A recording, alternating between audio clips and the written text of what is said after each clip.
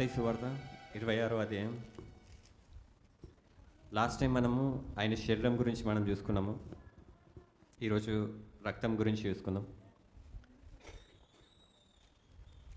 మత్తయి సువార్త 26వ అధ్యాయంలో 28వ వచనంలో ఉంది. ఏమని రాసిందంటే, ఇది నా రక్తం యేసుప్రభు, ఇది నా రక్తము యేసుప్రభు అన్నాడు. ఇది ఆయన చనిపోక ముందు, ఇది నా రక్తము మరియు ఆయన గిన్నె పట్టుకొని కృతజ్ఞతాస్తుతులు చెల్లించి వారికిచ్చి దీనిలోనిది మీరందరూ త్రాగుడి.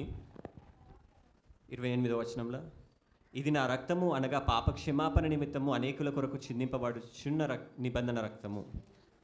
ప్రే చేసుకుందాం. దేవ వాక్యం ద్వారా మీరు మాట్లాడమని యేసుక్రీస్తు నామమున నడుతున్నాను తండ్రి. ఆమేన్. హల్లెలూయా, హల్లెలూయా. మనం యేసుప్రభు శరీరం గురించి లాస్ట్ టైం చూసుకున్నాము. ఈరోజు రక్తం గురించి, అంటే యేసుప్రభు శరీరం గురించి తీసుకున్నాము. అది ఎవరైతే వినలేదో యూట్యూబ్లో వినండి. ఎందుకంటే బల్లలో పాల్గొనేటప్పుడు దాని గురించి తెలుసుకొని పాల్గొనాలి. ఏది కూడా మనం తెలియకుండా ఏది చేయొద్దు, తెలుసుకోవాలి. వాక్యం వినండి, యూట్యూబ్లో ఉంది. శరీరం ఎట్లా తీసుకోవాలో చెప్పినారు, రక్తం కూడా ఎట్లా తీసుకోవాలో ఈరోజు మనం చూద్దాము. ఎందుకంటే దీనికి వాల్యూ ఇవ్వాలి, మనం దీనికి ఉన్న వాల్యూ దీనికి ఇవ్వాలి. యేసుప్రభు శరీరానికి, యేసుప్రభు రక్తానికి మనం తెలియకుండా ఏదో తీసుకుంటామన్న తీసుకోవద్దు. కానీ ఇది ఎందుకు యేసుప్రభు ఎందుకు ఇచ్చిండు అని మనం తెలుసుకొని పాల్గొనాలి. మనకి శ్రమలు ఉంటాయి, కరెక్టే, ఎన్నో శ్రమలు ఉంటాయి. చాలామంది ఏం చేస్తారంటే బల్లకి కానీ దేవుని సన్నిధిగా కూడా రారు. ఎందుకు అంటే వాళ్ళు అనుకుంటారు ఏంటంటే, మాకు శ్రమలు పోతలేవు, మేము బయటికి వెళ్తే లోకంలో ఉన్న వాళ్ళు అందరూ మంచిగా ఉంటుర్రు, కానీ మాకు మంచిగా అయితే లేదు. పని చేసేటోళ్ళు మంచిగా బాగుపడుతుర్రు, కానీ ఆదివారం మేము సంఘంకి వస్తున్నాం, మేము మంచిగా ఉండలేదు. లేకపోతే ఏవేవో కారణాలు చెప్పుకుంటూ ఉంటాం మనం దేవుని సన్నిధికి రాకపోవడానికి.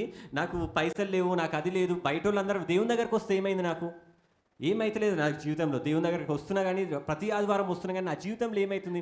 బయట వాళ్ళు ఎవరో మంచిగా అవుతారు, అన్యులు మంచిగా అవుతారు, కానీ నా జీవితంలో అన్ని శ్రమలు ఉన్నాయి. అన్యులు ఎదుగుతుర్రు, కానీ నా జీవితం, ఎందుకంటే వాళ్ళు దేవుడిలో లేరు కదా.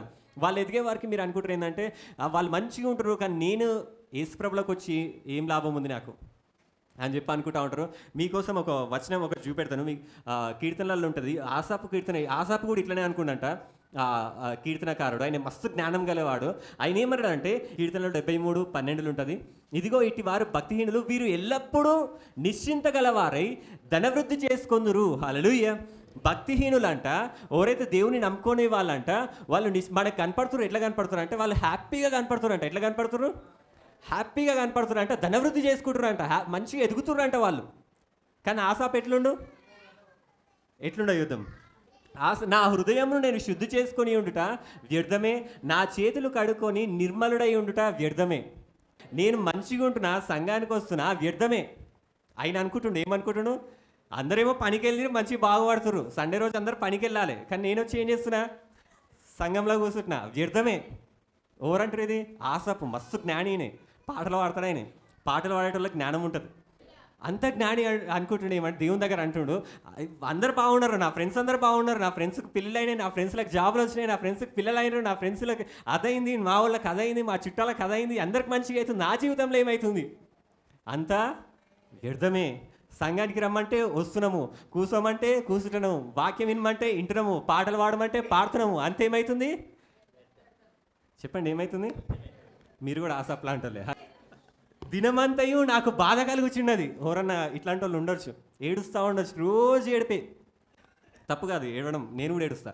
దినమంతయు నాకు బాధ కలుగుచు, ఉదయమున నాకు శిక్ష వచ్చిచున్నది.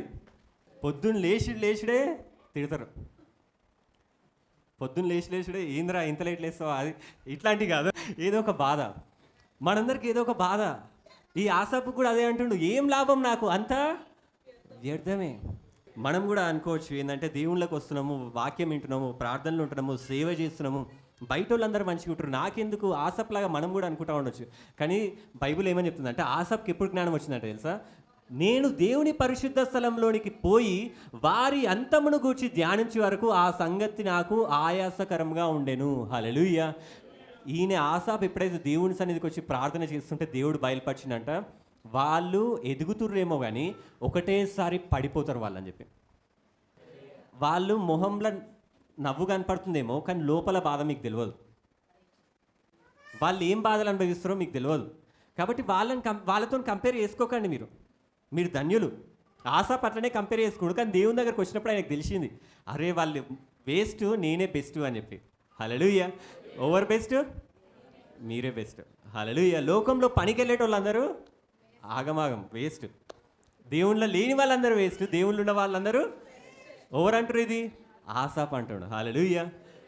మనకు తెలియదు, నిజంగా అర్థం కాదు తెలుసా. మనం లోకంలో వెళ్ళిపోయినాం అనుకో, అట్లనే ఉండిపోతాం. మనకు తెలియదు ఏం ఆగమవుతుందో కూడా మన జీవితంలో ఏం తెలియదు మనకి.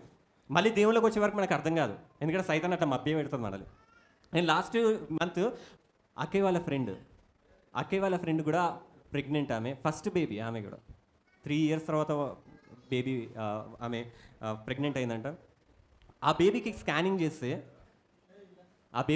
చేస్తే డాక్టర్స్ చెప్పారంట, బ్రెయిన్ 2 parts ఉంటాయి, మనకి 2 lobes ఉంటాయి, ఒకటి మంచిగా లేదు, ఒకటి మంచిగా ఉందని చెప్పారంట. తర్వాత బేబీ మూమెంట్ కూడా లేదంట, బేబీ కదులుతూ ఉండాలి లోపల. ప్రెగ్నెంట్ బేబీ కదులుతలేదంట కూడా, ఎంత చూసినా కదులుతలేదంట. అట్లయితే హార్ట్ ఎత్తుకుతూ ఉంటే ఎన్ని స్కానింగ్స్ చేసినా హార్టే దొరుకుతలేదంట ఆ బేబీకి. అట్లయితే అర్థమవుతలేదంట. ఇప్పుడు వీళ్ళ మదర్కి చెప్పిందంట, అయ్యో ఇట్లా మీ బేబీ ఇట్లా ఉన్నాడు అంటే. తర్వాత హార్ట్ దొరికిందంట. ఆ హార్ట్ స్కానింగ్లో చూస్తే ఆ హార్ట్ కూడా డీఫార్మ్డ్ ఉందంట, సరిగ్గా లేదంట, ఏదో నరమాగం. ఆ బేబీ కన్నా ఓన్లీ హార్టే, ఈ బేబీకి బ్రెయిన్ అండ్ హార్ట్ ప్రాబ్లం ఉంది. అట్లయితే ఈ ప్రాబ్లం ఉందని అక్కయ్యకి ఫోన్ చేసి, ఇట్లా నా ఫస్ట్ చైల్డ్ ఇట్లా ఏడుచుకుంటా చెప్తా ఉంటే అప్పుడే అక్కయ్య బల్ల తీసుకుందంట. బల్ల తీసుకునేటప్పుడు అక్కయ్య ఏమనుకుందంటే, ఆయన ఎట్టివాడై ఉన్నాడు, నేను దాననై ఉన్నాడు అని చెప్పి బల్ల తీసుకుంది. ఫోన్లో ప్రార్థన చేసేటప్పుడు అదే ప్రార్థన చేసిందంట, యేసు ప్రభు ఎట్లున్నాడు, నీ బేబీ అట్లనే ఉంది అని ప్రార్థన చేసిందంట. చెప్పలేదంట కూడా, అని ప్రార్థన చేసిందంట. తర్వాత ఆ సిస్టర్ కూడా అదే అనుకుంటుంది, ఏడ్చిందంట. నైట్ అంతా ఏడుచుకుంటా అదే అనుకుంటా ఉందంట, నా యేసు ప్రభు ఎట్లున్నాడో నా బేబీ అట్లున్నది, యేసు ప్రభు ఎట్లున్నాడో నా బేబీ. యేసు ప్రభుకి డిఫార్మ్డ్ హార్ట్ ఉందా, బ్రెయిన్ ఆగం ఉందా, నా బేబీ కూడా అట్లా ఉండదు అని చెప్పి అదే నమ్ముతుందంట. తర్వాత నెక్స్ట్ డే స్కాన్స్ అవన్నీ చేస్తే అన్నీ నార్మల్ వచ్చినాయంట, బేబీ మూమెంట్ కూడా వచ్చిందంట. హల్లెలూయా. బ్రెయిన్ మంచిగా అయిందంట, నార్మల్ ఉందంట, హార్ట్ నార్మల్ ఉందంట. హల్లెలూయా. ఎట్లా అయింది ఇదంతా? ప్రార్థన వల్ల. దేవునికి వస్తే ఏముంది, సంఘానికి వస్తే ఏముంది, ఏమవుతుంది, ప్రార్థన చేస్తే ఏమవుతుంది, ఇవన్నీ అనుకుంటారు మీరు. వచ్చి వాక్యం ఏంటి ఏమవుతుంది, వచ్చి ప్రార్థన చేస్తే వర్షిప్ చేస్తే ఏమవుతుంది ఆసప్లాగా ఉంటారేమో. కానీ తర్వాత మీకు తెలుస్తుంది, వాళ్ళకి అర్థం కాదు. ఒక జీవితం పోయినా కానీ వాళ్ళకి అర్థం కాదు. ఇంకా ఆ సైతాన్ అట్లనే తీసుకెళ్తూ ఉంటుంది. దేవుడు ఆకాశం నుంచి ఇజ్రాయెల్కి మన్నా ఇచ్చినప్పుడు వాళ్ళకి ఆ విలువ అర్థం కాలే. వేస్ట్ ఫుడ్ అన్నారు. తర్వాత పాములు వచ్చి కాటేసినాక మళ్ళీ దేవుడిని అడిగినా అయ్యాడు దేవుడు మన్నా వాళ్ళకి. తర్వాత వాళ్ళు అడుగుతారు, దేవా మాకు మనీ. యేసుప్రభు వచ్చినప్పుడు యేసుప్రభుని అడుగుతారు, యేసుప్రభు మాకు మన్నా ఇయ్యని అంటాడు. దేవుడు ఉన్నప్పుడు, దేవుని సంఘం ఉన్నప్పుడు, దేవుని ప్రార్థన ఆరాధన ఉన్నప్పుడు మనం పట్టించుకోం, విలువ ఉండదు. లోకంలోకి వెళ్ళినప్పుడు, వదిలేసి వెళ్ళినప్పుడు మళ్ళీ రాలేరు వాళ్ళు ఇక. హల్లెలూయా. మీకు ఉన్నప్పుడు ఆశీర్వాదం, మీరు ఎంత ధన్యులో, ఎంత దేవుడు మిమ్మల్ని బ్లెస్ చేస్తున్నా మీకు అర్థం కాకపోవచ్చు, కానీ ఒకరోజు మీకు అర్థమవుతుంది ఖచ్చితంగా. లోకంలో కంపేర్ చేసుకుంటే మీకు అర్థమవుతుంది ఒక్కొక్కసారి. నేను రీసెంట్గానే బ్రదర్స్ వర్షిప్కి వెళ్ళినప్పుడు సంఘానికి ఒకప్పుడు ఒక బ్రదర్ వచ్చేది, ఒక ఫ్యామిలీ వచ్చేది. ఆ ఫ్యామిలీ కలిసిరు వాళ్ళు అంటారు ఏమంటారు అంటే, వాళ్ళు వెళ్ళిపోయేటప్పుడు మమ్మీని తిట్టి సంఘంని తిట్టి వెళ్ళిపోయేటప్పుడు. కానీ ఆ బ్రదర్ ఆ రోజు కలిసి ఏమంటాడంటే, బ్రదర్ మీ సంఘం నుంచి వెళ్ళిపోయి మేము తప్పు పని చేసినాము, సంఘంను విడిచిపెట్టి మేము తప్పు పని చేసినాము. సంఘంలో ఉన్నంత వరకు వాడు చిన్నపిల్లగాడిలా ఉంటాడు ఒకడు, వాడు నాతో సేవకు వచ్చేది. నీతో ఉన్నప్పుడు వరకు నా పిల్లలు మంచిగా ఉన్నారు, కానీ నీ సంఘం వదిలేసి వెళ్ళాము. నా పిల్లలు ఇప్పుడు ఒక అమ్మాయిని ప్రేమించిండు, ఆమెకు పెళ్ళి అయిపోతే పిచ్చోన్లాగా తిరిగిండు, గంజాయి డ్రగ్స్ ఇష్టం వచ్చినట్టు నన్ను కొడుతుండు, తల్లిని కొడుతుండు, ఇష్టం వచ్చినట్టు ప్రార్థన అంటేనే మీటింగ్కి ప్రేయర్కి వస్తే కూడా ఇష్టం వచ్చినట్టు ఇంట్లో చేస్తుండు, ఇంట్లో ఎవ్వరు చక్కగా లేరు, ఇంట్లో మనశ్శాంతి లేదు మాకు అని చెప్పి ఏడుచుకుంటూ ఆ బ్రదర్ ఆ రోజు నాకు సంఘంలో కలిసి మాట్లాడుతుంది. వెళ్ళిపోయేటప్పుడు తిట్టుకుంటూ వెళ్ళిపోయారు, కానీ మళ్ళీ రావడానికి కూడా మొహం లేదు వాళ్ళకి. మేము రావద్దనిలే వాళ్ళని, కానీ వాళ్ళకి రావద్దు అయితే లేదు. సైతాన్ అట్లా వేస్తుంది. కాబట్టి సంఘానికి దూరంగా ఉండకండి. ఆయన ఏడుస్తుండే ఆ బ్రదర్. ఇప్పుడు నేను చెప్పిన బ్రదర్ ఏం కాదు, మీరు ఏదో ఒక సంఘానికి వెళ్ళండి, మేము ప్రార్థన చేస్తామని చెప్పి. హల్లెలూయా. దేవుని దగ్గరికి రండి, దేవుళ్ళు ఉండండి, మనకు విలువ తెలుసుకోండి. మనం ఉన్న ఇదేందో ఆ విలువ తెలుసుకోండి. ఆయన సన్నిధి ఏందో, ఆయన బల్ల అంటే ఏందో. ఖచ్చితంగా ఆదివారమే కదా, ఆదివారం 2 గంటలే కదా, వచ్చి ఆయన సన్నిధిలో ఉండండి, ఆయనను ఆరాధించండి. హల్లెలూయా. ఈరోజు నేను ఎక్కువసేపు ఏం వాక్యం చెప్పాను. నేను ఈసారి నుంచి ఏమనుకున్నానంటే, ఒక డెసిషన్ తీసుకున్నాను మీ అందరి కోసం, నా కోసం కూడా ఒక డెసిషన్ తీసుకున్నాను. ఏంటంటే, ప్రతి వారం నేను ఇంతకుముందు నేను చెప్పేటప్పుడు ఏంటంటే 1-10 నిమిషాలు, గంట అట్లా వెళ్ళిపోయేది. ఈ రోజు నుంచి నేను ఏమనుకున్నానంటే 45 నిమిషాలే చెప్తా వాక్యం. సంతోషంతో ఉన్నారు ఎవరు? 45 నిమిషాలు చెప్తా కాబట్టి ఫాస్ట్గా వెళ్దాము. వాక్యం ఏందో తెలుసుకుందాము, మంచిగా ఆశీర్వదింపబడదాము. హల్లెలూయా. రక్తం గురించి తెలుసుకుందాము. ఈ యేసు ప్రభు శరీరము, యేసు ప్రభు రక్తం మనం తీసుకుంటాము. ఇది ఎట్లా అంటే, ఇది వచ్చే వరకు అది రొట్టెనే, వీడికి వచ్చేంత వరకు అది రొట్టెనే, వచ్చేంత వరకు అది ద్రాక్షరసమే. కానీ ఎప్పుడైతే యేసు నామంలో అది ఆశీర్వదింపబడతాడు, మనం థ్యాంక్స్ చెప్పి దేవా నీ నామంలో నేను విరుస్తున్నా అని చెప్పి థ్యాంక్స్ చెప్పి అది విరుస్తామో అప్పుడు దానికి పవర్ వస్తుంది. హల్లెలూయా. అది రొట్టెలాగానే వస్తుంది. ఎప్పుడైతే దాన్ని పట్టుకొని దేవా ఈ రొట్టెని ఆశీర్వదించు దేవా థ్యాంక్స్ చెప్పి మనం ఇరుస్తామో ఏమవుతుందంటే దానికి పవర్ వస్తుంది అప్పుడు. హల్లెలూయా. యేసుప్రభు అంటాడు, అదే అంటాడు మత్తయి సువార్తలో, ఇది నా రక్తం వల్లనే కొత్త నిబంధన అని చెప్పి దాన్ని ఆశీర్వదిస్తాడు, థ్యాంక్స్ చెప్తాడు. ఎందుకంటే ఎప్పుడైతే అది చేస్తాడో అప్పుడు దానికి పవర్ వస్తుంది. హల్లెలూయా. హల్లెలూయా. ఎట్లా అంటే ఎగ్జాంపుల్ చూపెడతాం మీకు. ఒక పేపర్ తీసుకుందాం. ఈ పేపర్ ఉంది. ఈ పేపర్ ఎవరికైనా కావాలా? ఎవరు వద్దంటారు. ఈ పేపర్ని నేను చింపుతా, ఎవరికన్నా బాధ కలిగిందా? కలగలేదు. ఇదేంది? పేపర్. హల్లెలూయా. ఇది ఎవరికన్నా కావాలనా? అందరు కావాలంటారు. హల్లెలూయా. ఇది పేపరే కదా. చింపుతా ఇప్పుడు నేను. హల్లెలూయా. చింపదు, నేనే చింపాను ఫస్ట్. ఇయను కూడా. ఇది పేపరే. దీనికి దానికి డిఫరెన్స్ ఏంది? దీని మీద గవర్నర్ సంతకం ఉంది, ఆర్బీఐ సీల్ ఉంది. వీటన్నిటితో ఏమైంది? దీనికి విలువ వచ్చింది. గాంధీ తాత ఉన్నాడు ఇక్కడ, ఇగో నవ్వుతుంటా మీలాగా ఉండేవారికి ఏమైంది? దీనికి విలువ వచ్చింది. దీనికి విలువ ఉందా? లేదు. రొట్టె కూడా అంతే. రొట్టె వచ్చినప్పుడు అది మామూలు రొట్టెనే. ఎప్పుడైతే మనం వేస్తున్నామో అది ఆశీర్వదించి విరుస్తామో దానికి పవర్ వచ్చేస్తుంది. హల్లెలూయా. హల్లెలూయా. ఇది పేపర్ని మీరు ఎట్లయితే గవర్నర్ సైన్ చేయగానే దీనికి వాల్యూ ఇస్తారో, ఏసునామంలో ఇది విరవంగానే మీరు కూడా దీనికి అట్లా వాల్యూ ఇవ్వాలి. హల్లెలూయా. అట్లా మీకు పవర్ వస్తుంది. ఇది ద్రాక్షరసమే ఉంటుంది. అప్పటి వరకు నేను ఎత్తి పట్టుకొని ఏసునామంలో అది ఆశీర్వదించి కృతజ్ఞతాస్తుతులు చెల్లించి మీకు అందరికీ పంచుతానో అప్పుడు దానికి పవర్ వస్తుందంట. హల్లెలూయా. మీరు వాల్యూ ఉన్నది తీసుకుంటారు. కొందరు అంటారు ఏ రొట్టెనే కదా అంటారు. రొట్టె కాదు, ఇది యేసుప్రభు శరీరం. ఇది దీనికి వాల్యూ ఉంది, దాని మీద స్టాంప్ వేసి ఉంది. కాబట్టి ఇది వాల్యూతో తీసుకుందాం, వాల్యూ దీనికి ఇద్దాం. ఎందుకంటే ఇది స్వస్థపరుస్తుంది, విడుదలిస్తుంది, జయమిస్తుంది మనకి. అసలు యేసు రక్తం ఎందుకు, ఈ ద్రాక్షరసం ఇదంతా దేవుడు ఎందుకు చెప్పిండంటే మత్తయి సువార్తలో మనం చూసుకుంటే 26వ అధ్యాయంలో మళ్ళీ ఒకసారి చూసుకుంటే, మరియు ఆయన గిన్నె పట్టుకొని కృతజ్ఞతాస్తుతులు చెల్లించి వారికి ఇచ్చి దీనిలోనిది మీరందరూ త్రాగుడి, అందరికి ఇచ్చినట్టు దేవుడు, ఇది నా రక్తము, శిష్యులతో చెప్తుండేది, అనగా పాప క్షమాపణ నిమిత్తము అనేకుల కొరకు చిందింపబడుచున్న నిబంధన రక్తము. హల్లెలూయా. ఈ మాట మాత్రం గుర్తుపెట్టుకోండి. ఇది ఏం రక్తం అంట? నిబంధన రక్తం అంట. నిబంధన రక్తం ఎందుకు? రక్తం దేవుడు ఎందుకు రక్తంని నిబంధన అప్పుడు రక్తం ఎందుకు ఉండాలంటే, దేవుడు మనుషులతోని మనం కూడా ఉంటాం. మనము మాటలు చెప్తూ ఉంటాం, మాట ఇస్తూ ఉంటాం ఒకరికి. అరే నేను పైసలు అవసరమని అనుకో, ఫ్రెండ్స్ని అడుగుతాం. అడగగానే వాళ్ళు అంటారు అరే నేను ఇస్తారా, నేను ఇస్తాను, ఆ టైంకి ఇస్తా అంటారు. తర్వాత ఫోన్ చేసి ఎత్తాడా? ఎత్తారు. అప్పుడు నేను ఉంటారా, నీకు ఎప్పట్టుకుంటారా అని మాట ఇస్తారు. ఉంటారా? ఉండరు. మాటలు ఇస్తాం, మనం మాటలు పోగొడతాం. కొన్నిసార్లు కొందరు ఒట్లేస్తారు. అరే అమ్మతోర్రా నేను చేస్తా అంటాం, ఒట్లేస్తాం. నా మీద ఒట్టు, దేవుని మీద ఒట్టు, నా పిల్లల మీద ఒట్టు, ఇట్లాంటివన్నీ వేస్తూ ఉంటాం. ఒట్లు ప్రామిసెస్ అంటారు. ఆ ప్రామిసెస్ ఇస్తాం, అవి కూడా ఉండం. దేవుడు మాట ఇచ్చిండంటనే ఆయన నెరవేరుస్తాడు. ఆయన మాటకే శక్తి ఉంటుంది. ఆయన మాటతోనే సృష్టి అంతా అయింది. ఆయన ఒకవేళ ప్రమాణం చేసిండనుకో, ప్రామిస్ చేసిండనుకో, ఇది నేను ప్రామిస్ చేస్తున్నా, ఇది చేస్తానంటే ఖచ్చితంగా చేస్తాడు. ఇంకా మాట ఇస్తేనే చేసే దేవుడు ప్రామిస్ ఇస్తే చేయడా? చేస్తాడు. ఈ మాట ప్రామిస్ కంటే ఇంకోటి ఉంది ఏంటంటే నిబంధన అని ఒకటి ఉంటుంది. ఏముంటుంది? కవెనెంట్ అంటారు. నిబంధన అంటే ఏంటంటే అది ఒకవేళ మీరిరనుకో, ఈ ప్రామిస్ వేసిన మాట వేసిన ఒకలాగా, కానీ ఒకవేళ నిబంధనను మీరిరనుకో వాళ్ళు ఏంటంటే ఎవరో నిబంధన మీరినోళ్ళు చనిపోవాలన్నట్టు. ఇప్పుడు నేను డానియల్తో ఒక నిబంధన చేసిన, డానియల్ ఇగో మన ఇద్దరం ఒక నిబంధన చేసుకుందాం. ఆ నిబంధన ఒక చేసినాక ఆ నిబంధన డానియల్ తప్పినా కానీ నేను తప్పినా కానీ చనిపోవాలి. చావు ఒకటే మార్గం దానికి. నిబంధన అంటే అంత పవర్ఫుల్ ఉంటుంది. అది ఒక్కసారి నిబంధనకి వెళ్ళామనుకో మళ్ళీ బయటికి రాలేం. ప్రామిస్ చేసినా కానీ ఓకే, ఆ ప్రామిస్ వరకే ఉంటుంది. కానీ ఒక్కసారి నిబంధన ఉందనుకో సచ్చేంత వరకు ఉండాలి ఇక మేమిద్దరం ఒకటిలాగా. పెళ్ళి అనేది కూడా ఒక నిబంధన. ఏంది పెళ్ళి అంటే? ఏంది? డివోర్స్ అనేది దేవుడు పెట్టలేదు. నువ్వు పెళ్ళి చేసుకున్నావా సచ్చే వరకు వాళ్ళతోనే ఉండాలి. దేవుడు పెట్టిన రూల్ ఇది. పెళ్ళి అనేది ఏంది? నిబంధన. నిబంధన అంటే ఏంటంటే నాకు నచ్చలేదని వదిలేయొద్దు. చేసుకునేటప్పుడే కరెక్ట్ చేసుకోవాలి. ఒకసారి చేసుకున్నావా సచ్చే వరకు వానితోనే ఉండాలి. హల్లెలూయా. పెళ్ళి అనేది కూడా ఒక మ్యారిటల్ కవెనెంట్ అంటారు. దేవుడు కూడా ఏం చేసిండంటే ఫస్ట్ నిబంధన, అంటే ఆ నిబంధన కూడా ఎట్లా చేస్తారంటే రక్తంతో చేస్తారు.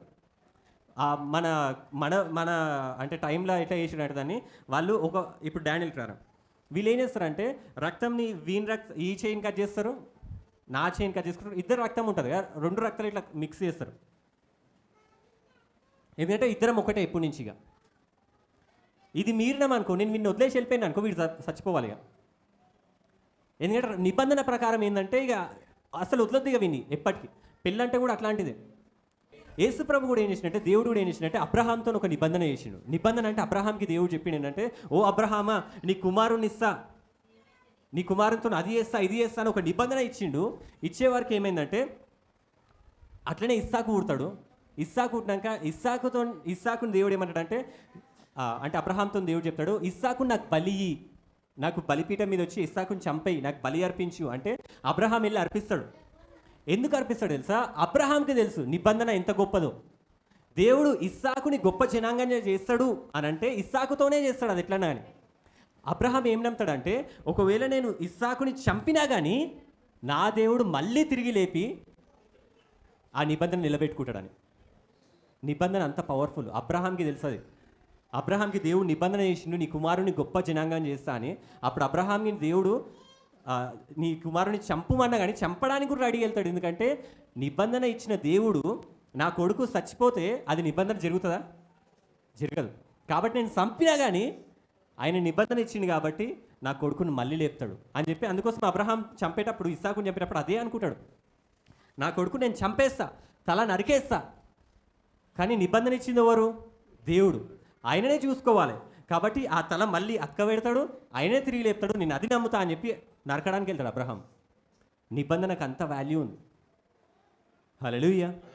అబ్రహాంకి చెప్తాడు, ఇస్సాకుతో నిబంధన చేస్తాడు, నేను గొప్ప జనాంగం చేస్తాను. తర్వాత ఏమవుతుందంటే ఇజ్రాయెల్ని ఏర్పరచుకుంటాడు.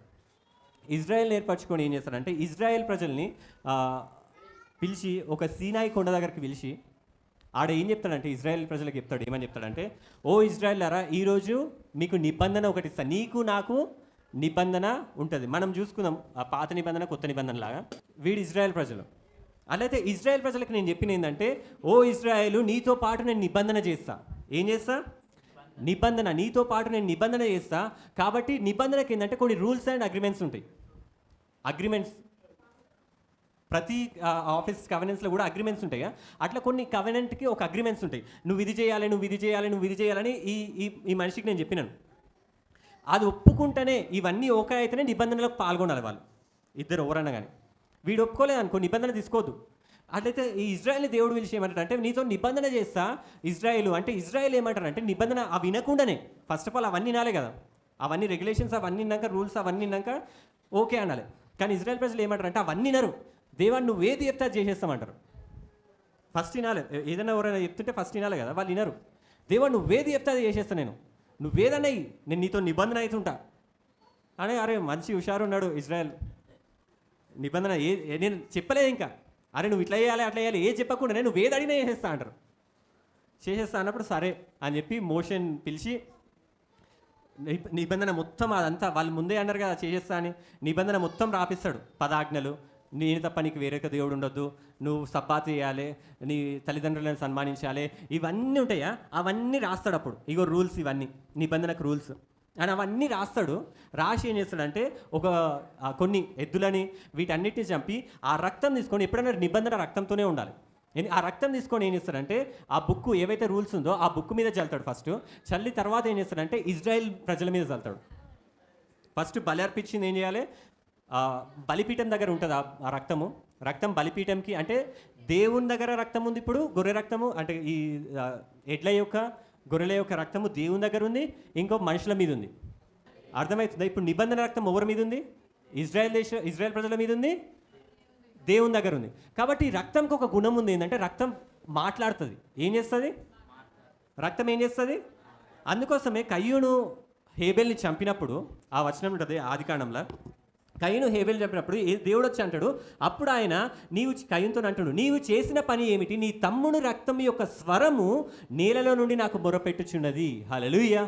రక్తం ఏం చేస్తూ ఉంటుంది అంటే మొరపెడతా ఉంటుందంట. ఏం చేస్తూ ఉంటుంది?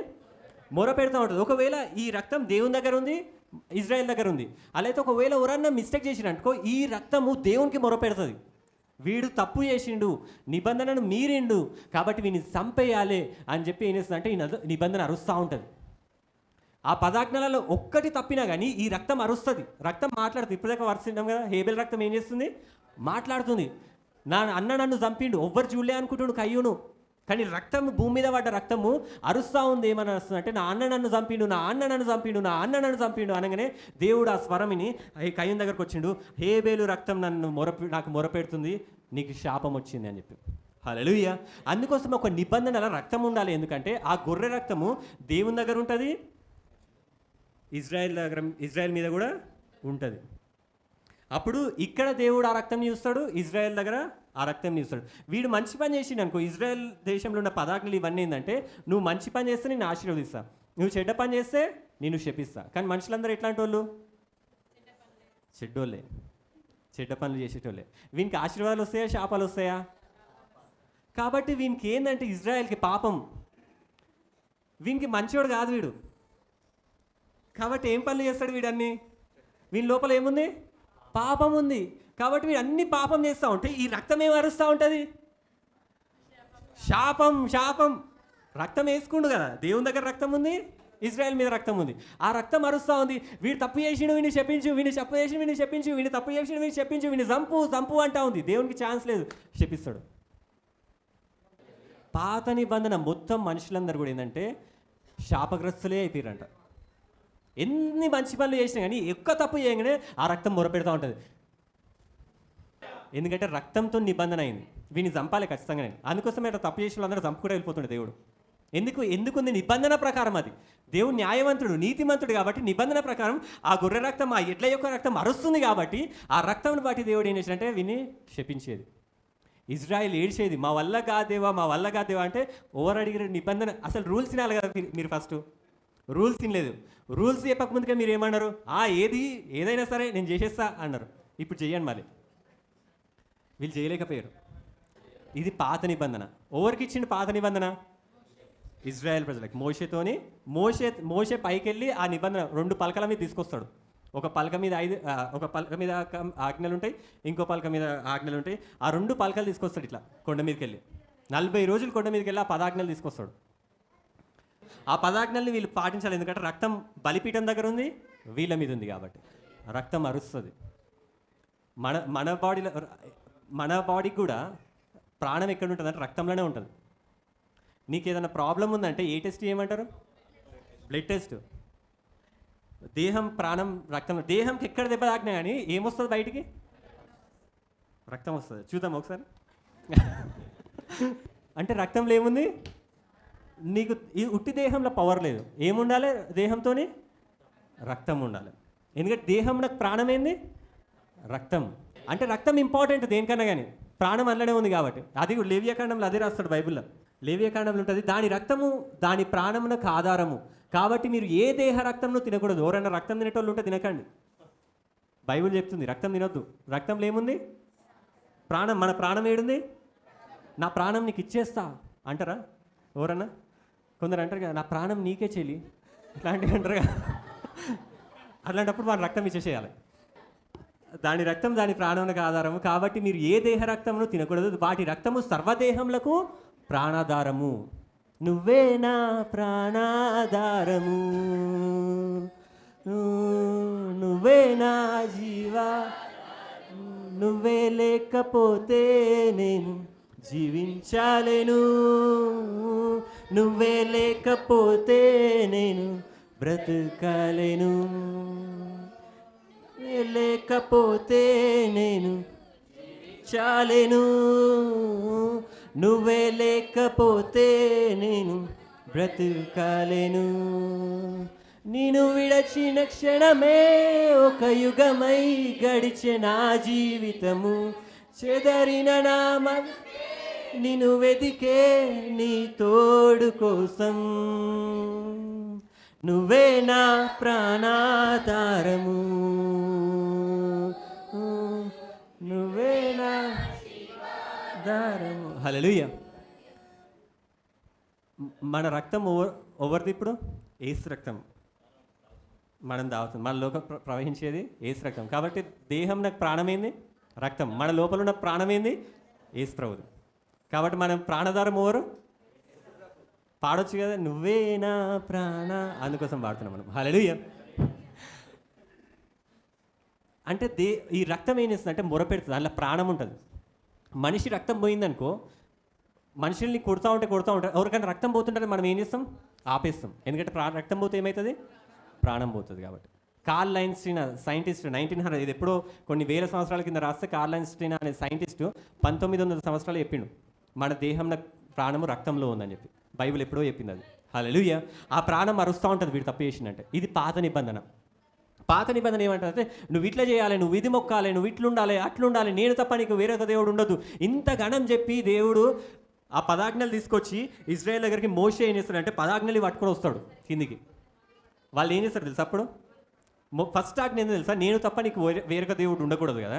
అలాగే ఆ 2 ఆజ్ఞలు పట్టుకొని ఇట్లా రాగానే వాళ్ళు ఏం చేస్తారంటే ఒక దూడని చేసుకొని దాన్ని పూజిస్తూ ఉంటారు. అప్పుడు ఫస్ట్ ఆజ్ఞ ఏంది? అది పోయినట్టే కదా. ఇప్పుడు ఆ రక్తం ఏమనరుస్తుంది?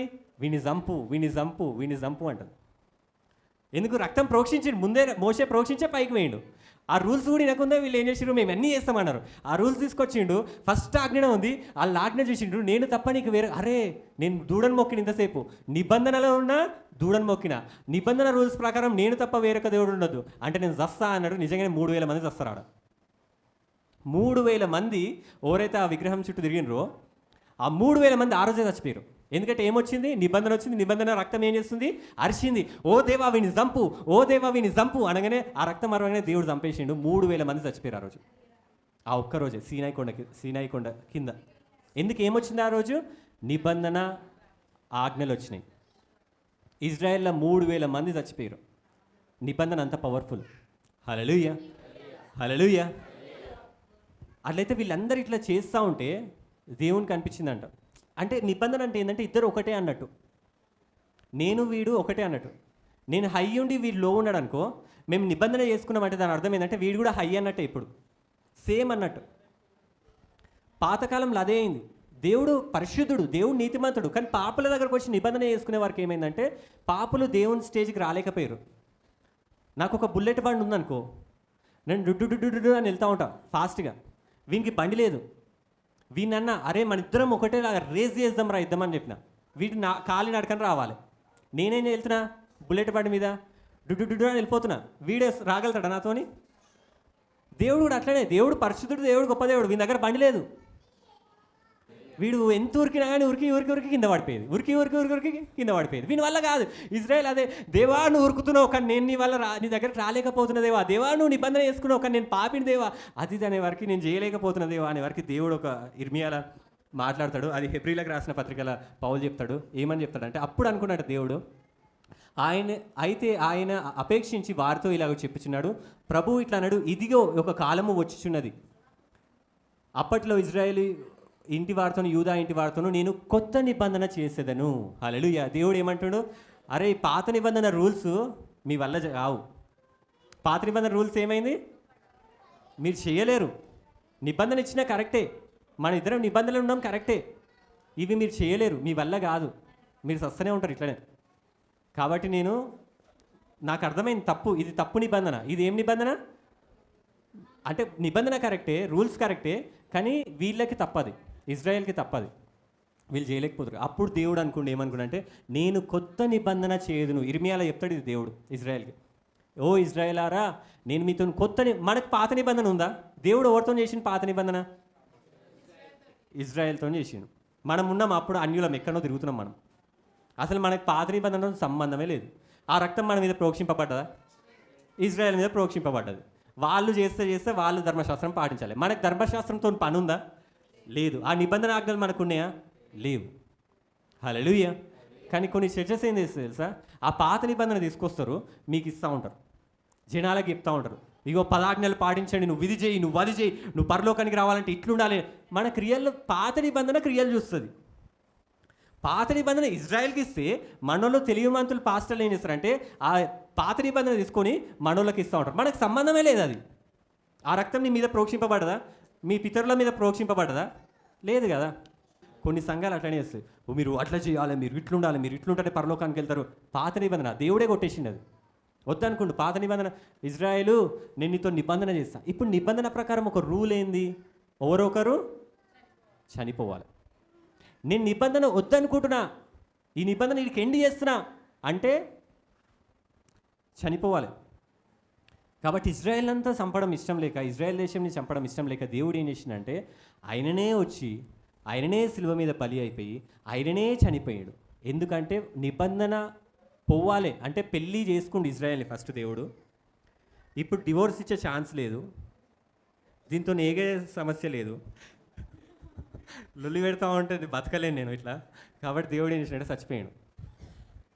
హల్లెలూయా. దేవుడు పాత నిబంధనలు ఎట్లుంటుండే తెలుసా? ప్రతి పాపంని గుచ్చి గుచ్చి చూస్తుండే, ఎందుకంటే పరిశుద్ధుడైన. కొందరు భార్యాభర్తలు గొడవ పట్టుకున్నప్పుడు కూడా ఈ ప్రజెంట్ గొడవ ఉండదు వాళ్ళకి. పెళ్ళప్పుడు ఏమైంది? మీ అత్తగారు ఎట్లా చేసింది ఆ రోజు, మీ నాన్నగారు ఎట్లా చేసిర్రు ఆ రోజు, అది మర్చిపోయిన అనుకున్నావా? ఇంకా ఉంది, ఇగో ఈరోజు ఏడుస్తున్నా చూడు, ఈ కన్నీరు దానికోసమో వచ్చింది, అట్లా అయింది, అప్పుడు ఇట్లా అయింది. మంచి ఫుడ్ పెట్టిరా మీరు, ఉప్పే లేదండ్లా, మటన్ పెట్టిరా, ఉడకలేస్తారు కదా, కడుపులో ఇట్లాంటివి చెప్తా ఉంటారు. అంటే దేవుడు పాత నిబంధనలో కూడా ఏం చేసిందంటే, అరే నువ్వు ఇజ్రాయెల్ ఇట్లరా, నువ్వు అట్లా చేసినవరా, ఎందుకంటే రూల్ అది, పాత నిబంధన రూల్ ప్రకారం పాపాలు చేయొద్దు, చేసిరంటే చెప్పాలి. కాబట్టి దేవుడు చెప్తా ఉండే, అట్లా ఊకే చెప్తా ఉంటే ఎట్లుంటుంది చెప్పు? ఈ గొడవ గురించి మాట్లాడితే ఈ గొడవ గురించి మాట్లాడాలి. పోయిన పాత సంవత్సరము వాళ్ళు పుట్టినప్పుడు మా తాతలు ముత్తాతలు అన్నీ చెప్పుకుంటూ వెళ్తే ఎట్లుంటుంది? ఈనటోనికి పిచ్చెక్కుతుంది, బ్రదర్స్కి తెలుసు. కాబట్టి అట్లా పాత నిబంధనలు ఏంటంటే దేవుడు పాపాలు అది పాత నిబంధన. ఇజ్రాయెల్కి దేవుడు చేసి నేను కొత్త నిబంధన చేయదను. అప్పుడు ఇర్మియాలో చెప్పిండు దేవుడు 20:31 కొత్త నిబంధన, పాత నిబంధన చేసిన కదా మీ వల్ల అయితే చేయడము, కాబట్టి కొత్త నిబంధన చేస్తా. నేను చచ్చిపోతా, మీరు మంచిగా ఉండండి, నేను చచ్చిపోతా. మీకోసం ఏం చేయాలి? వీడన్న చావాలి, నేనన్న చావాలి. కాబట్టి నేను చచ్చిపోతా అని చెప్పి యేసుప్రభు వచ్చిండు, మనల్ని ప్రేమించి, ఆయనే పరిశుద్ధుడు, ఆయన నీతిమంతుడు, మనం గలిజోళ్ళము, మనం వేస్ట్ కాలము, మనం చచ్చిపోవాలి, మనకి నిబంధనలో ఉండే అర్హత లేదు. కానీ ఇజ్రాయెల్ బదులు ఏం చేసిండంటే ఆయన వచ్చిండు, మనందరి కోసం కూడా ఆయన చనిపోయిండు, నిబంధన నుంచి విడుదల ఇచ్చిండు, మన పాపమును ప్రతి ఒక్క దాన్ని కూడా కడిగేసిండు ఆ రక్తం ద్వారా. హల్లెలూయా, హల్లెలూయా. ఇప్పుడు ఏం చేసిండంటే పాపంలను కడగడమే కాదు, ఇంకోటి ఏం చేసిండంటే కొత్త నిబంధన మనతో చేసిండు. ఇప్పుడు హల్లెలూయా. ఏం చేసిండు? కొత్త నిబంధన. ఈ నిబంధన కూడా ఎప్పుడు పోతుంది అంటే దేవుడు చచ్చిపోతూనే పోతుంది. ఈ నిబంధన ఎప్పుడు పోతుంది? దేవుడు చచ్చిపోవాలి, మళ్ళీ ఈ నిబంధన పోవాలంటే. ఇప్పుడు కొత్త నిబంధన స్టార్ట్ అయింది. హల్లెలూయా. దీని రూల్స్ ఏందో తెలుసా?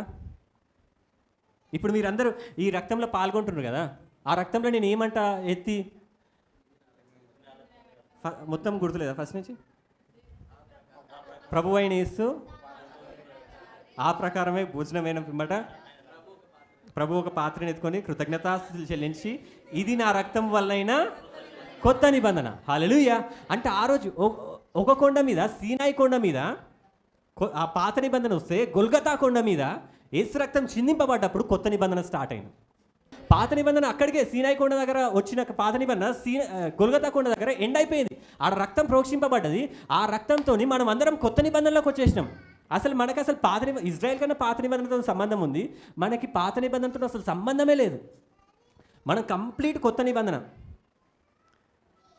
ఇప్పుడు వీడోవాడు అంటే మనం, కాబట్టి మనం వీడు అనొద్దు, మనల్ని రెస్పెక్ట్ ఇచ్చుకుందాం.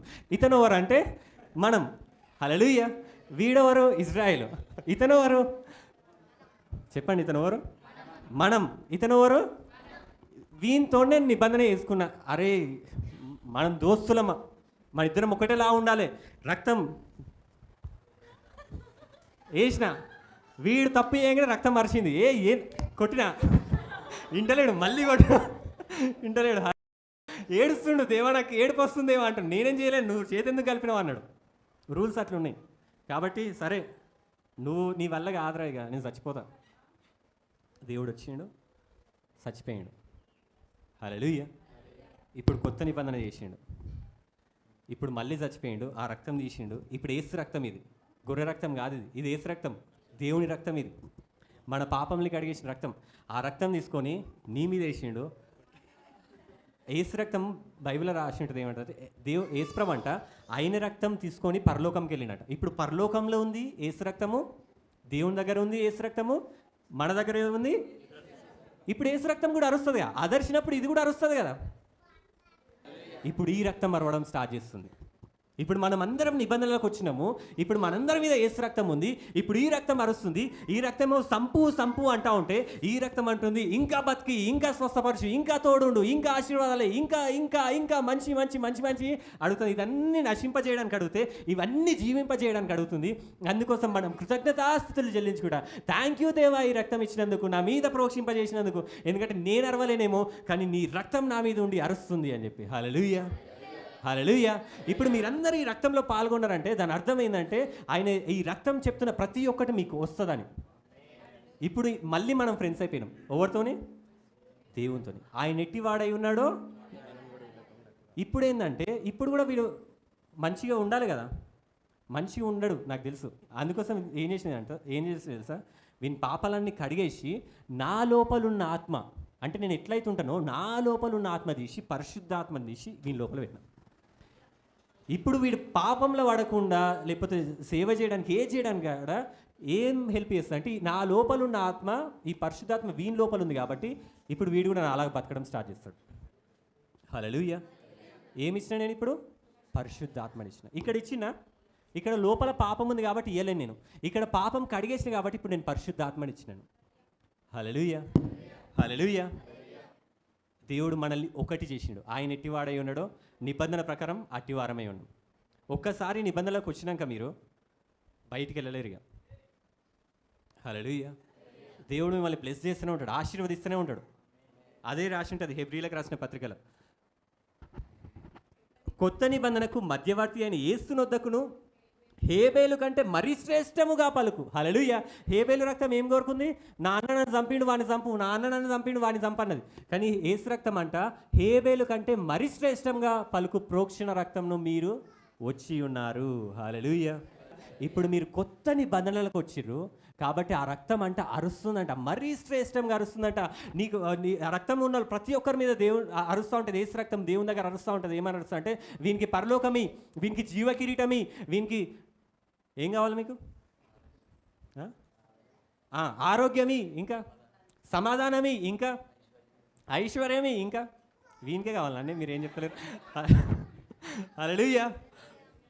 జీవ కిరీటం, పరలోకం, ఆ పరలోకంలో ఇల్లు, మ్యాన్షన్, ఒక పెద్ద గుడారము, దాన్ని ఏమంటారు మ్యాన్షన్ అంటే భవనము, ప్యాలెస్ భవనము, జీవ కిరీటము, ఇంకా నీతి వస్త్రము, ఇంకా ఆత్మవరములు, ఆత్మఫలములు, జయ జీవితము, జయోత్సవము, ఇంకేమన్నా ఉంటే ఓట్స్ చెప్పండి.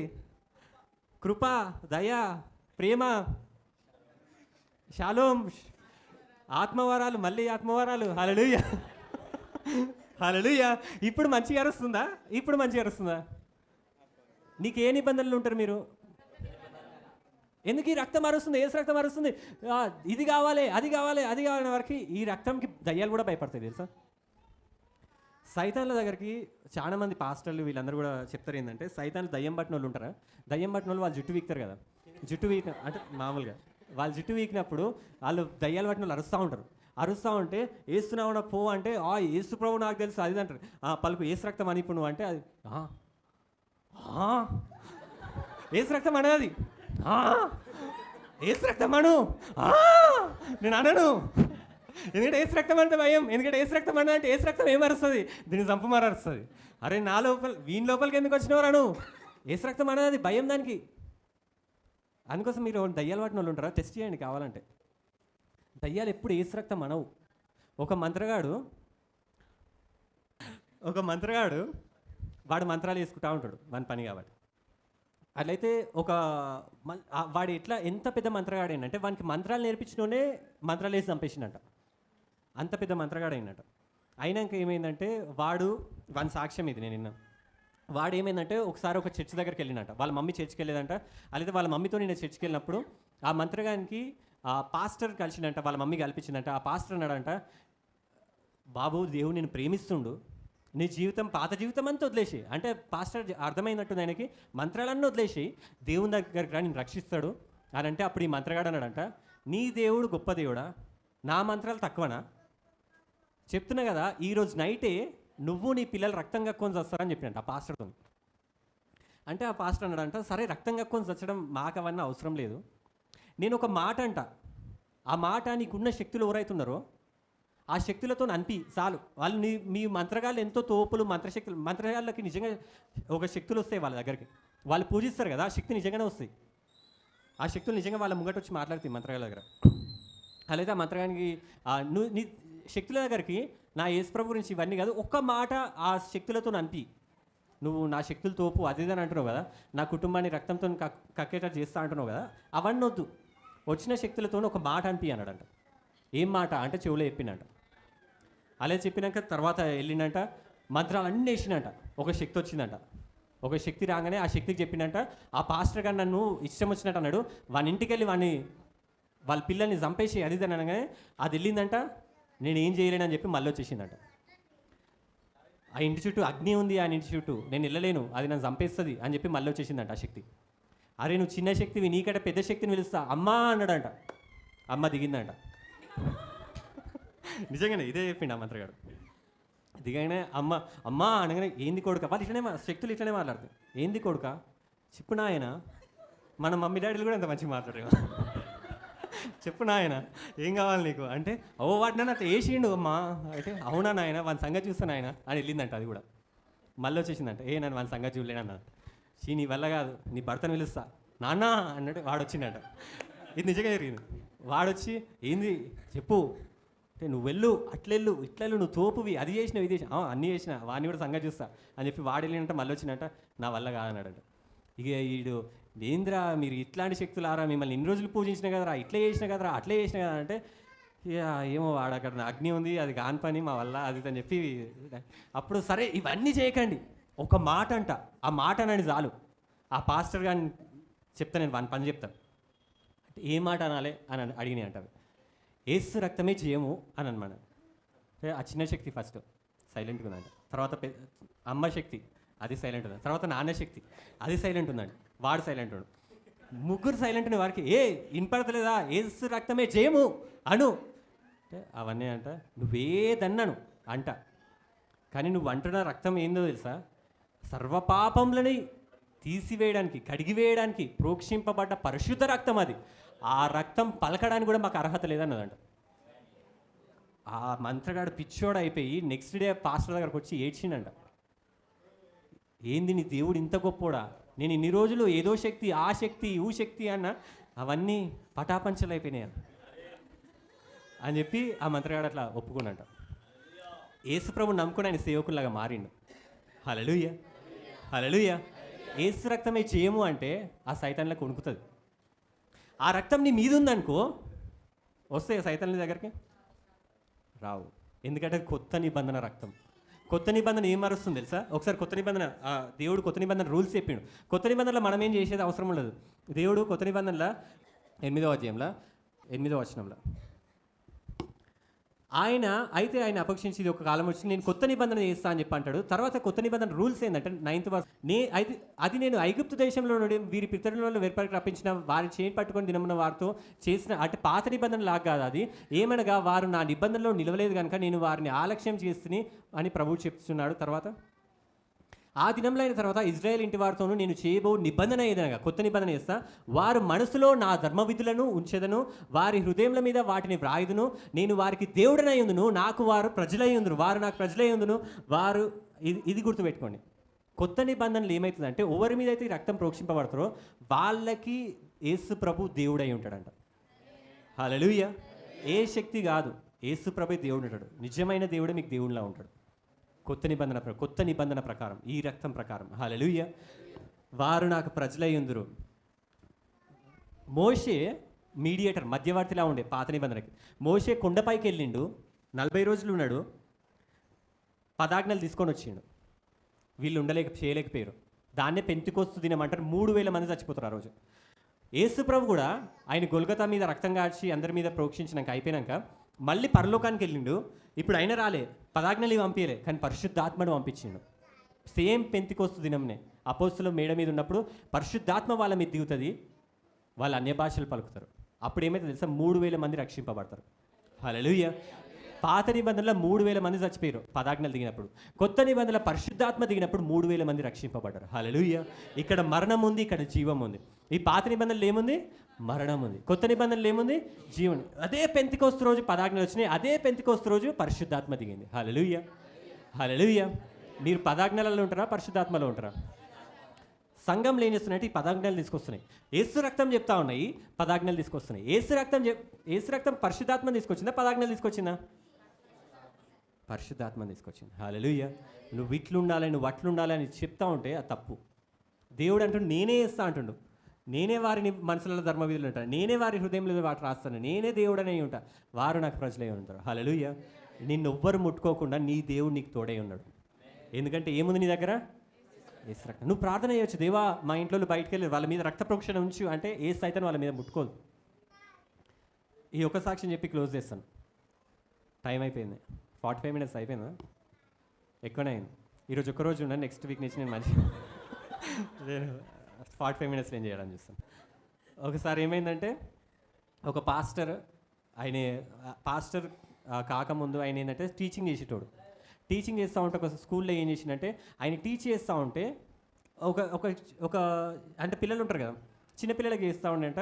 ఆ చిన్నపిల్లని ఎందుకో ఆయన టీచ్ చేసి ఇంటికి వచ్చినాక ఆ ఊర్లో ఆ సిటీలో ఏంటంటే ఒక మంత్రగాడు ఏం చేస్తుందంటే చిన్నపిల్లల్ని ఎత్తుకుపోయేదంట. చిన్నపిల్లల్ని ఎత్తుకుపోయి బలిస్తారు తెలుసా శక్తులకి. బలులు ఇచ్చినప్పుడు ఏమైందంటే ఆ శక్తి ఇంకా ఏం చేస్తుందంటే ఏం కావాలంటే అది చేస్తుంది. అలా అయితే చిన్నపిల్లలందరూ ఆ ఏరియాలో మిస్ అవుతున్నారు. అంటే ఎందుకంటే ఈ మంత్రగాడు ఏం చేస్తుందంటే చిన్నపిల్లలందరినీ తీసుకెళ్తున్నట్టు. అలా అయితే అందరికీ రెడ్ అలర్ట్ అంటే అందరికీ చెప్పేసినట్టు, చిన్నపిల్లలు జాగ్రత్త, పిల్లల్ని మాయమవుతారు, పిల్లలు మాయమవుతారు ఆ ఏరియాలో అని చెప్పి. ఇది నిజంగా జరిగింది, పేపర్స్లో కూడా వచ్చింది ఇది. అలా అయితే ఆ పిల్లలు మాయమవుతారు, చిన్నపిల్లలు మాయమవుతారు అని న్యూస్ వస్తే, ఈ పాస్టర్ ఒకరోజు ప్రార్థన చేస్తుంటే ఆయనకి ఈ టీచింగ్ చేసే పిల్లలలో ఒక పిల్ల ఒక 2 days నుంచి వస్తలేదంట. అలాగే నేను ప్రార్థన చేస్తుంటే ఎందుకో ఆయనకి దేవుడు ఆ చిన్నపిల్లని చూపెట్టినంట. ఈయన ప్రార్థన చేసుకుంటున్నాడంట, ఓ దేవా ఆ చిన్నపిల్లని ఎందుకు చూపెడుతున్నావు నాకు తెలియదు, ఆమె ఎక్కడున్నా కానీ దేవా నీ రక్తము ఆమె మీద ఉండును గాక అన్నాడంట. హల్లెలూయా. ఏమన్నాడు? నీ రక్తము ఆమెకి ఆయన ప్రార్థన చేసిందంట, ఆమె మీద ఉండును గాక అన్నాడంట. అయిపోయిందంట. తర్వాత 2 రోజుల తర్వాత ఆ చిన్నపిల్ల మళ్ళీ స్కూల్కి వచ్చిందంట. స్కూల్కి వచ్చే వారికి ఆమెను అడిగిరంట. తర్వాత ఆమెను చూడడానికి న్యూస్ వాళ్ళు, రిపోర్టర్స్ అందరూ వచ్చిరంట ఆమె దగ్గరికి. వచ్చేవారికి ఎందుకు వచ్చిరంటే, ఆ చిన్నపిల్లని ఆ మంత్రగాడు ఎత్తుకుపోయిండు. అందరినీ తీసుకెళ్లే మంత్రగాడే, చంపే మంత్రగాడే తీసుకెళ్ళినాక ఆమె మళ్ళీ ఎట్లా వచ్చింది అని చెప్పి ఆమెని కనుక్కుందామని అందరూ వస్తే, ఇది న్యూస్లో కూడా వచ్చింది. ఆమెను వచ్చి అడిగితే ఆమె చెప్పిందంట, యాక్చువల్గా నన్ను పనుకోబెట్టిరాడా, నా చుట్టూ అవన్నీ వేసిర్రు, ఆ మంత్రగాడు అన్నీ వేసిండు, నేను అన్నీ చూస్తూనే ఉన్నా, నాకు అన్నీ గుర్తున్నాయి, ఆ చిన్నపిల్ల చెప్తుందంట. వాళ్ళైతే ఎప్పుడైతే ఆ మంత్రాలు వేసుకుంటా నన్ను చంపుదామని అనుకుండో, ఆయనతోని ఎవరో మాట్లాడిర్రు.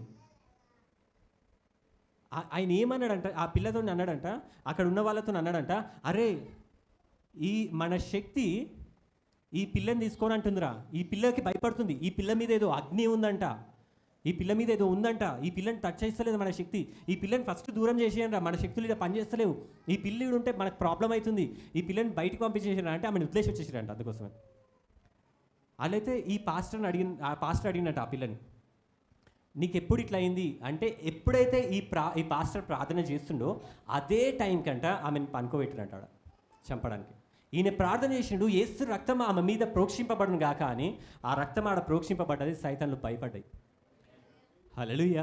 ఎందుకంటే ఆ రక్తం అక్కడ ప్రోక్షింపబడిన ఆ రక్తం అరుస్తూ ఉంది. ఏమంటుందంటే, నేను దేవుడు అంటాడప్పుడు, నేను ఈమెకి దేవుడనై ఉన్నాను, ఈమె నా బిడ్డ అని చెప్పి. హల్లెలూయా. అట్లా దేవుడు అన్నందుకు సైతాన్ భయపడదు. దేవా నీ బిడ్డ నేను ముట్టను దేవా.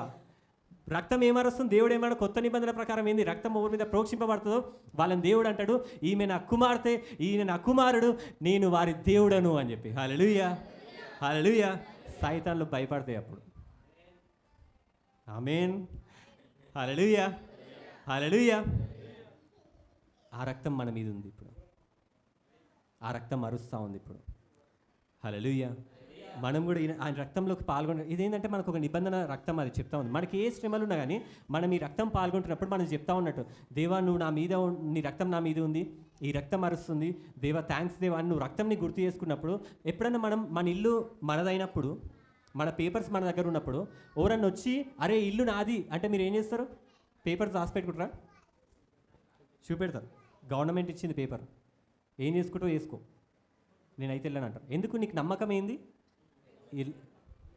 యేసు రక్తం నువ్వు పాల్గొంటుంటే కూడా నీకు అదే నమ్మకం ఉండాలి. నా దేవుడు యేసు ప్రభు, నేను ఆయన కుమార్తెని, నేను ఆయన కుమారుణ్ణి. హల్లెలూయా. నీ మీద ఏ చెడు కూడా పనిచేయదు, ఏ చీకటి కూడా పనిచేయదు, ఏ శక్తి కూడా పనిచేయదు, ఏ మంత్రశక్తులు కూడా పనిచేయదు. ఎందుకంటే నీ దేవుడు నీకు తోడై ఉండు కాబట్టి. హల్లెలూయా. ఇప్పుడు చెప్పండి, కొత్త నిబంధనలో ఉంటారా, పాత నిబంధనలు ఉంటారా? మనకు పాత నిబంధనతో సంబంధమే లేదు చెప్పాలంటే. మన మీద రక్తం ప్రోక్షింపబడలేదు కూడా. యేసు రక్తంలో మనం అందరం కడగబడ్డాం. ఒక మాట చూసుకుందాం. ఇక దేవుడు ఏమంటాడంటే, నేను వారి దోషముల విషయమై దయగలిగే వారి పాపములను ఇకను ఎన్నడూ జ్ఞాపకం చేసుకున్నాను. హల్లెలూయా అని ప్రభువు సెలవిచ్చున్నాడు. ఈ నిబంధన ప్రకారం ఏంటంటే, ఇక్కడ దేవుడిని అందరి పాపాలు పాపాలు గుచ్చి చెప్తా ఉంటుండే. ఇక్కడ అంటుండు, నువ్వు తాగుబోతువైనా, నువ్వు తిరుగుబోతువైనా, నువ్వు ఎట్లాంటివైనా కానీ నా రక్తం నీ మీద ఉంది కాబట్టి నీ పాపం ఎన్నడూ నేను జ్ఞాపకం చేసుకున్నాను. హల్లెలూయా. అందుకోసం ఆయన రక్తంలో పాల్గొనేటప్పుడు మీ పాపాలు మీరు దేవుడే జ్ఞాపకం చేసుకోను అంటే, మీరు వచ్చి మీ పాపాలు ఎందుకు జ్ఞాపకం చేసుకుంటారు? దేవా అని నా పాపం చేసిన దేవా ఇది అవసరం లేదు. దేవుడే జ్ఞాపకం చేసుకుంటా అంటుండా? నిజంగానే మనం అందరం పాపులమే, కానీ దేవుడు జ్ఞాపకం చేసుకొని అంటుండే. ఎందుకు? నిబంధన చెప్తుంది. ఈ నిబంధన ప్రకారం దేవుడు జ్ఞాపకం చేసుకో. నువ్వెందుకు జ్ఞాపకం చేసుకుంటున్నావు? అవసరం లేదు. నువ్వు ఒకటి గుర్తుపెట్టుకోండి. ఇది ఏంటంటే, ఎప్పుడైతే డానియల్ ఇట్రా మీరు పాపం చేసినప్పుడు, మీరు తప్పు చేసినప్పుడు ఒకటి గుర్తుపెట్టుకుంది ఏంటంటే, యేసు ప్రభు కొరడా దెబ్బలు తిన్నాడా? ఇద్దరు కొరడా దెబ్బలు కొరడా దెబ్బలు తిన్నాడా? నువ్వు తప్పు చేయగానే నువ్వు గుర్తు చేసుకుందంటే, నువ్వు తప్పు చేసిన దానికి దెబ్బ తిన్నాడు. కొరడా దెబ్బ ఏమైంది? తిన్నాడు. ఇది తిన్నాక ఇంకా నీకు తప్పు ఉంటుందా? రక్తం ఏమైంది? చిందింపబడ్డది. అంటే నువ్వు ఏదైనా తప్పు చేయగానే అప్పుడే గుర్తు చేసుకుందంటే, దేవా థ్యాంక్స్ దేవా, నువ్వు నా కోసం గాయాలు పొందినావు, నా కోసం నువ్వు రక్తం కాచినావు, ఈ తప్పు క్షమించినావు అంటే అప్పుడే అయిపోయింది. తప్పు చేసినప్పుడల్లా గుర్తు చేసుకుందంటే, నీకోసం ఒకరు చనిపోయారు. ఆయన రక్తం ద్వారా నీకు పాపక్షమాపణ వచ్చింది. దేవుడు నీ పాపంని జ్ఞాపకం చేసుకోడు, నువ్వు కూడా జ్ఞాపకం చేసుకో, సంతోషంగా ఉండు. హల్లెలూయా, హల్లెలూయా, హల్లెలూయా. ఇప్పుడు గొర్రె రక్తం గొప్పదా, యేసు రక్తం గొప్పదా? సైతాన్లు ఏమనడానికి భయపడతాయి? ఎంత నీరసంగా అంటారు. ఏమనడానికి భయపడతాయి సైతాన్లు? హల్లెలూయా. నేను యేసు రక్తం అంటే మీరేమనాలి? చేయమనండి. హల్లెలూయా. యేసు రక్తమే, యేసు రక్తమే, యేసు రక్తమే. మీరు 3 సార్లు అనండి, యేసు రక్తమే జయము, యేసు రక్తమే జయము. హల్లెలూయా. మీకున్న శ్రమలన్నీ పోవును గాక. యేసు ప్రభు మీకు దేవుడై ఉన్నాడు, మీరు ఆయన బిడ్డలై ఉన్నారు. మీకు ఏ శ్రమ వచ్చినా ఆయన చూసుకుంటాడు. ఇక ఇది ఆ రక్తము, దానికి సాదృశ్యము. ఎవరన్నా మీకు అంటురా వచ్చి రక్తంలో పాల్గొనండి, మీకు అన్ని డౌట్స్ అన్ని క్లియర్ చేసుకోండి. ఇది ప్రూఫ్, అది మనం కొత్త నిబంధనలు ఉన్నామని. హల్లెలూయా. ఇచ్చిన వాక్యం దేవుడు ఇచ్చిన